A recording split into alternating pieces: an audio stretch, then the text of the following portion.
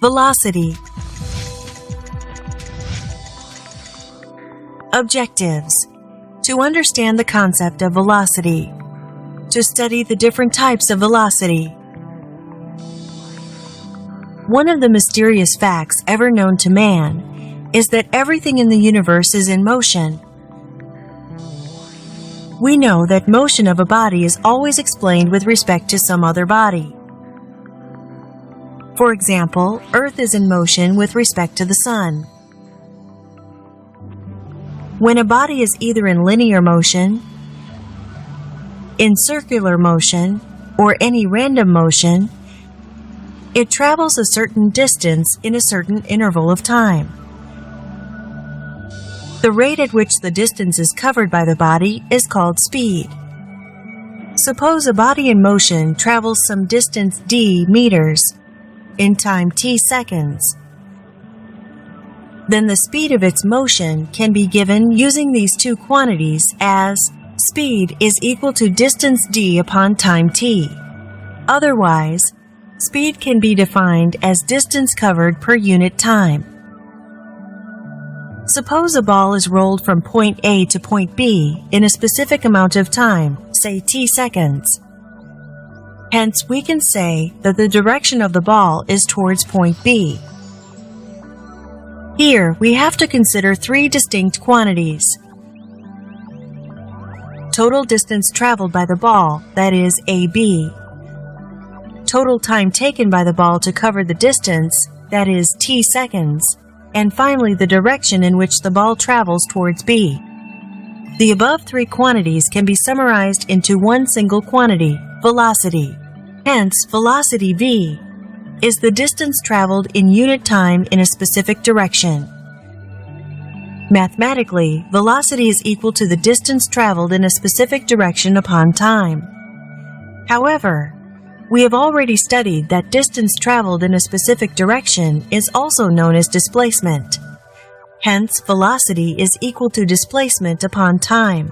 Its unit in SI system is given as meter per second, and its CGS unit is centimeters per second. In the above example, velocity of the ball is given by v1 is equal to the displacement b minus a upon time t.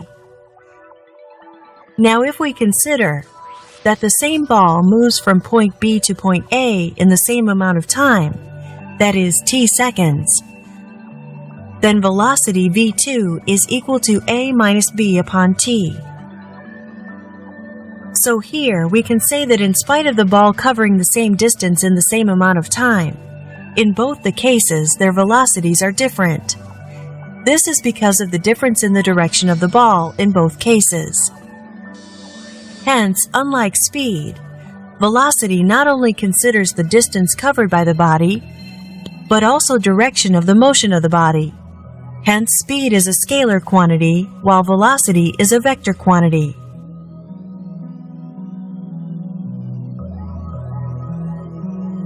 If a body moves to positive direction from the origin,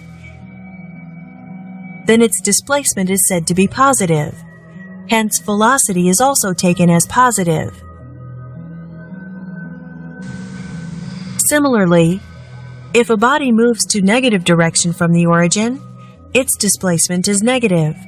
Hence, velocity is taken as negative. However, if the body starts its motion from a point and comes back to the same position after a certain time, its displacement is zero. Hence, its velocity is also zero. Therefore, velocity can be positive, negative, or zero. Suppose a car travels with a constant speed in a constant direction. Then the body travels equal distances in equal intervals of time. Hence, the car is said to have constant velocity or uniform velocity. This car now increases its speed. Therefore, it travels more distance in the same interval of time. Here, even though the direction of the car motion remains the same, the distance traveled by the car changes. Therefore, the displacement changes, and hence its velocity also changes. Now, the car starts to move in a circular path with a constant speed. In this case, there is a change in the direction of car motion. Hence, the displacement changes, and as a result, velocity also changes. Therefore, if either the speed or direction of a body changes, then the body is said to have a non-uniform or variable velocity. In the case of non-uniform motion, considering the instant of time for which the direction remains constant, we can calculate instantaneous velocity. It is defined as the distance traveled in the same direction upon time taken to travel this distance.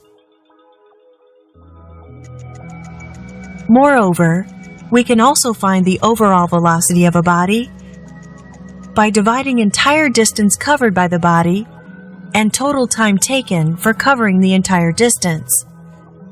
This is called the average velocity.